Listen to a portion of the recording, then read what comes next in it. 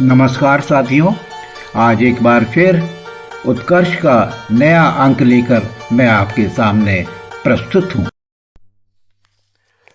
नमस्कार साथियों, आज मैं आपको कुमायूं मंडल के एक बड़ा प्रसिद्ध शिव मंदिर है जिसका नाम है बागेश्वर धाम, उसके बारे में बताता हूँ।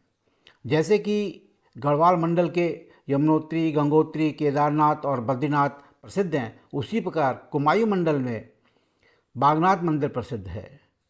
स्थानीय भाषा में बागनाथ कहा जाता है, जो आजकल बागेश्वर धाम के नाम से बहुत ही प्रसिद्ध है। ये बागेश्वर जिले में स्थित है, जिसे कुमायूनी भाषा में बागेश्वर बादशाह धाम। कहते हैं और उच्चारित होकर ये बागेश्वर धाम बन जाता है। यहाँ पर महामृत्युंजय मंत्र की रचना करने वाले देवों के देव महादेव को जो सिद्ध किया है, जिन्होंने इस मंत्र को जिन्होंने सिद्ध किया है, मार्कंडेय ऋषि जी ने, वो उनकी तपोभूमि है।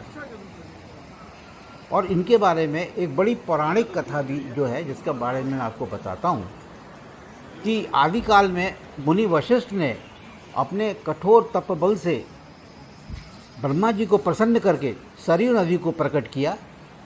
जैसे ही सरयू नदी गोमती नदी से संगम करने के लिए आगे बढ़ी तो देखा कि रास्ते में मार्कंडेय ऋषि जो थे वो तपस्या में लीन थे एक चट्टान पे। उसकी वजह से जो जल था प्रवाह, वो पूरा जल रुक गया, जिससे कि बहुत परेशानी होने लगी। तो ये देखकर वशिष्ठ ऋषि ने फिर शंकर जी की प्रार्थना करी और उनकी बहुत तपस्या करने के बाद जब वो प्रसन्न हुए महादेव, तो उन्होंने उस विषय के बारे में बताया। तो भगवान शंकर ने क्या किया कि उन्होंने बाघ का रूप लिया, माता पार्वती ने गाय का रूप लिया, और बाघ से बचने के लिए माता पार्वती जो गाय के रूप में थी वो भाग रही थी। ये देखकर मार्कंडेय ऋषि की तपस्या भंग हो गई और उन्होंने उस गाय को बचाया और वो अपने स्थान से उठ गए। बागेश्वर धाम। और उठने से क्या हुआ कि वो जो प्रवाह का था, जल प्रवाह था, वो खुल गया और उससे सरयू नदी प्रवाहित होकर आगे बढ़ती हुई गोमती नदी के संगम पे पहुंच गई। यानी कि सरयू नदी का और गोमती नदी का संगम हो गया। लेकिन मार्कंडेय ऋषि ने जब ये देखा कि गाय और बाघ आ रहे हैं, तो भगवान शंकर प्रसन्न हो गए और वो उन्होंने अपने असली रूप में आ गए। और उसके बाद उन्होंने मार्कंडेय ऋषि को आशीर्वाद दिया और उसी की वजह से भगवान शंकर के बाघ का रूप रखने की वजह से इस स्थान का नाम बागेश्वर धाम पड़ गया।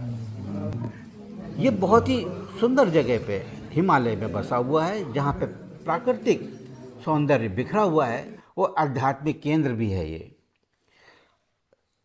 और ये वर्तमान में बागेश्वर धाम के नाम से जाना जाता है। 1602 में राजा लक्ष्मीचंद ने बागनाथ के जो वर्तमान मुख्य मंदिर है और मंदिरों का जो समूह है, उसका पुनर्निर्माण कराया और इसको